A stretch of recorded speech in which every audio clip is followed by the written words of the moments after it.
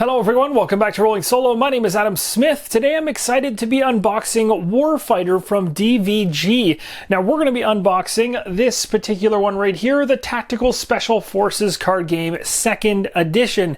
So this is the second printing of this particular game. It was created originally back in 2014, so it has been around for quite some time now, and solo players should be accustomed to this one, especially seasoned solo players. But if you're new to the hobby, you may have never heard of Warfighter before, so my goal here is to show you by unboxing this game what it has to offer you. And if you're looking for a game that has a war-based theme, this is a really good option. Now you can see underneath here we also have a neoprene playmat which you can pick up for the game. It has really cool aspects and artwork on it which I really like. Not only that, but there's also references in terms of the gameplay on this thing. You've got the turn sequence right here, the attack sequence over here.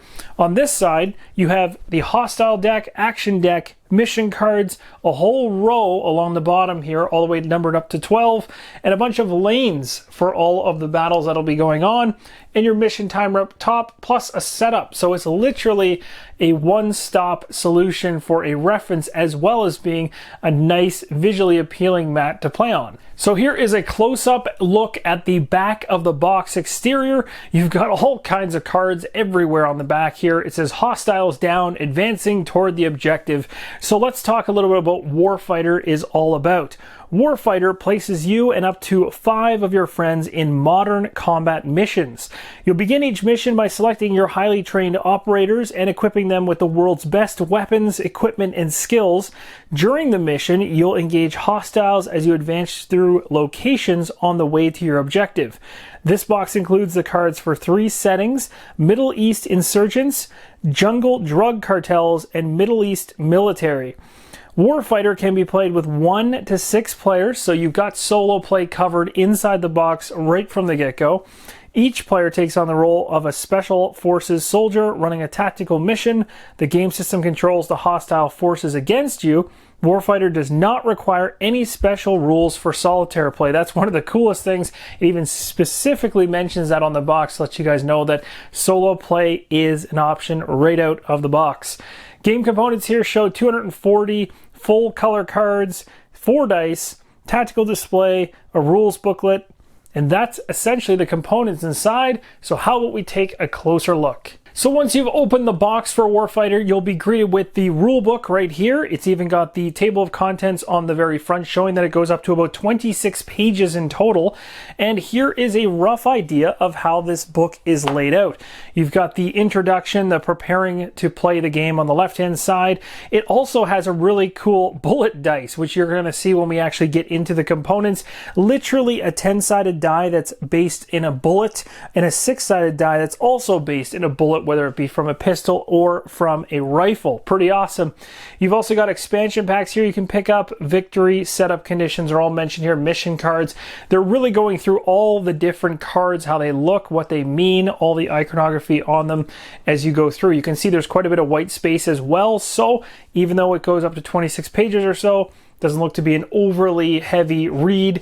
And of course you can basically focus on the major rules as you read through here. And when you get towards the end of this particular rule book, you start moving to the actual starting of the game, the soldier turn, the meat and potatoes of what's actually happening in this war game and how it flows out. So I'm really excited to show you guys the components with this one, but hopefully this gives you a really good idea as to how this game flows. And it appears you can even do optional rules and campaigns, which is nice. So there's a section of the book here that actually gets into campaign play. And it says there's even a sample mission, which I'm really excited about, because that'll give you a good idea as to how a mission basically plays out or flows. You can read this through to get an idea of like following through this particular mission and seeing how it works. You might even be able to play along to learn some of the mechanisms in the game. That might actually be a really good learning tool. So basically play along, go through all the different turns to the end. So pretty cool. I like that. It's always good to have those in the rulebook as another way to learn and doing rather than just reading. So next up here we have a game board, of course, because normally the neoprene mat wouldn't be a part of this. So we're going to go ahead here and we're going to take a look at the game board because this is what will come in the box. If you pick up the neoprene mat separately, then you've already got yourself a solution that way. But let's take a close-up look at this board. All right, now hopefully this gives you a decent idea of what the game board looks like. I do apologize for the glare. There is some glare going on in the room because, of course, I have lights going on. Very difficult to get rid of that, but I do want to show you the game board and how different it is from that neoprene playmat. It definitely has a little bit less in terms of the different slots. It seems like there's more slots. I think there was 12 slots on the neoprene mat. And I guess the bonus with the game board that comes in the box is that the lettering for the turn sequences, attack, and all the setup and stuff is much clearer to see. But I still prefer the neoprene mat. I will always prefer the neoprene mat, mainly because of the fact it lays flat. This thing, of course, just came in the box, so it's still creased up, just like any game board would be, just raised up a centimeter or so, and over time that flattens out, no issues. But overall, seeing this game board versus a neoprene one, I would totally go after the neoprene one if I had the choice. So in this particular case here, you can see this is a mission timer on this one corner of the board, and you got your hostile card deck discard, very similar to what the neoprene mat had. So if we essentially fold this thing back up, you can get a decent comparison between the two different ways of, going after this particular game. But I really, really like what they did with the neoprene mat. I really think that this is the best way to go if you're looking at picking up Warfighter. All right, so next inside the box is a bunch of tokens. So we got some numbered tokens, 1 all the way through to 8. We've got 4.6 millimeter clips here in token form. We've got some EKIA or inactive tokens as well here on this punch board. This one underneath might be the same, might be different, I'm not sure. No, it is a little different. We got stars here, we got the M83, we got M67, so we got some grenades and smoke bombs. We got the 5.56 millimeter meg there, and it looks like wound tokens to me, 1 through 5, and the star tokens I'm not sure, they're probably for an objective would be my guess.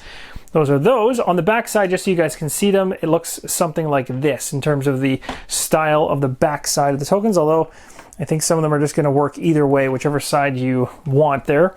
Again, a ton of these things. Wow, there's a lot. And there's some new ones in this one, actually. There's rockets right up here in the top left-hand corner, the Mini-More. We got the .50 cal, the 5.56 millimeter. We got the 7.62 millimeter.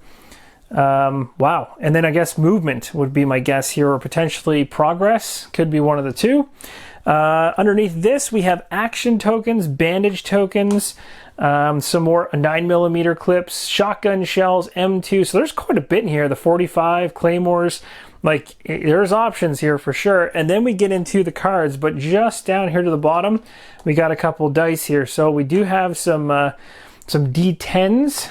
So 3 D10s and a D6 for dice. In terms of quality, they're pretty good. Oh, I just lost one off the table, but that's okay. That's just a D10. But here's an example of what they look like up close. So they're good quality. Pretty happy. Regular numeric D6 and D10s. So now we're going to go ahead and take a closer look at maybe these cards, and there's quite a few packs here. So again, as it mentioned at the back of the book, I think there's a bunch of different settings. So we have the Insurgent Hostile deck for the Middle East, Cartel Hostage deck for the jungle, and we got a couple action decks. I think there was a third one that's probably mixed in here as well. All right, so we have the action deck here, but I'm sure that this deck is not just action cards, but I'll whip through this. The actual illustrations on the card is kind of a mix of artwork as well as what looks to be legitimate photos. So that's pretty crazy. And we'll move through all of these and get to objective cards for the jungle. And we've got objective cards for the Middle East in here as well. We've got mission cards for the jungle. We've got mission cards for the Middle East. And then we've got soldier cards that round out the back half of this. So let's go ahead and take a look at this up close. So we're starting it off here with this first soldier. And again, I'm not going to be able to speak to much of the icons that I'm seeing here at all, except for maybe health. That's in loadout, maybe. I don't even know where the damage values are per se. It might be here. Unarmed damage value maybe there. I'm not too sure what that is there. The 3 is for, but here are all the soldiers. This is basically the guys I'm assuming you can basically create your crew with. or from, I should say. So we got all kinds of options there and different stats going on in these things for actions, range kills, all that stuff. So now we're getting into some cards here. These are missions, so resources, time, objective loadout. So different ways to win, or maybe, I'm not 100% sure. These are maybe all things you need to meet before you complete this mission. Pretty interesting. You have to do it before maybe the 7th turn or something like that. Very interesting. Very interesting. But I do like the fact that the actual photos are very realistic, so that it gives it that gritty feel, because the topic that it is actually covering in this game is a serious one. And this is quite interesting. But I'm seeing some stuff in here every once in a while that does appear to be, it's kind of a mix. It's a mix of graphics and it's a mix of real art. It's kind of, or real photos. So it's very interesting, for sure. But I do like the pictures. They do correlate to the cards really nicely. So it's a good, it definitely captures the theme and the feel of the game. So we got streams, inclines, choke point, kill zones, deep jungle, river. These are all the things you're going to come up against. Clearing, light jungle, low ground, suppress. Pretty cool. So it appears this deck basically picks up where the other one left off with the suppress card, on point cards, a few of them. Village, take cover cards. There's a few of these that are the same because I'm assuming you're going to want to take cover and have steady aim quite frequently in a game that's involving shooting at the enemy. Combined fire. So these are probably, I don't know what they classify these cards as. Action. So this is the action deck. Prepared fire. Got a bunch of those. Advanced cards. Bunch of those. Snapshoot. Bunch of those. Guessing these are going to make up your hand quite a bit. Move out. And what else we got here? Shake it off. Reloading. Yeah, you're going to want to reload, that's for sure. Sniper support. Nice. So that is the first 2 decks gone through successfully. Now we're going to go into what appears to be decks specific to the actual locations and objectives and missions that we'll be going through in this one. So this first one's called the Cartel Hostile deck in the jungle. So we're starting off with a Suicide Bomber, already starting off with something you definitely don't want to see. Got ourselves a leader to go after, refugees, vehicle IEDs, encounters, riflemen, all kinds of riflemen, radio teams, flanking force, yep. Machine gun. So what are they considering these cards? These are considered just still the hostile deck. So I guess these are all the bad things that can happen to you. RPG soldier, yeah, you don't want to deal with or have that dealing with you. A squad of enemies in general, that's bad. Infantrymen, group of them, probably more common than most. Veteran units, those you don't want to see either. Movement. So these are event cards now, so everyday life.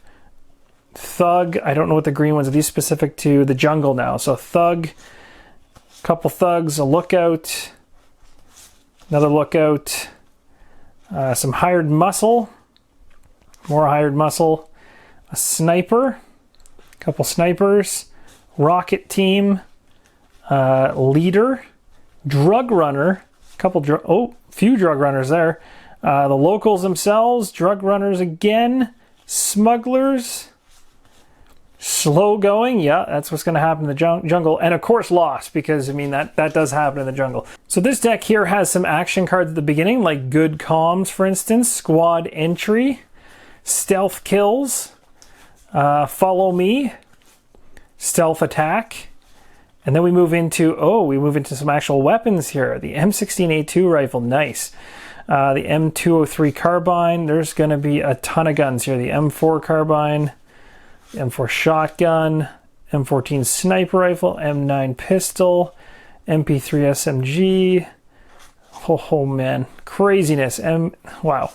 So pretty much everything you can think of that you're going to need in order to survive this. First aid kits, ACOG sight, canteens, multiple canteens, knee and elbow pads. So you can actually equip your guys all the way up with gear. Marksman, now these cards, I'm not too sure what these ones are. Oh, these are specific to, they're skill cards. Interesting. So potential guys in your crew are going to have skills. So one might be agile, one might be a shooter, good at close combat. Okay. Not too sure all of them, to be totally honest. Then these ones look like they're specific to the Middle East insurgent decks. These are probably the ones that you're going to be dealing with. So gunmen, like all kinds of different guys. Snipers. Snipers are bad. Insurgents. Stalker. Light machine gunner. RPG teams. Never want to see RPG teams. That's scary. And then the suicide bomber again. So that is it, guys. That's actually all of the cards that come within the base game for Warfighter, the second edition here. And this, again, is in a modern setting, is the attempt here with this particular one. So it's really interesting looking. I'm really curious to see how the solo is going to play with this one. I had heard about this one way back because it's been out for quite some time, and there is a World War II version of this, I believe, and there might be a World War I, I forget. But the other ones looked really interesting as well. So it really, you can pick whichever kind of era that you really want to focus in, or whichever war you really want to focus in, and play that particular time frame. So it's kind of cool in that sense, and also allows you to learn quite a bit as well as you go through this, especially about guns in general, for sure. If you don't know anything about them, you'll learn some here.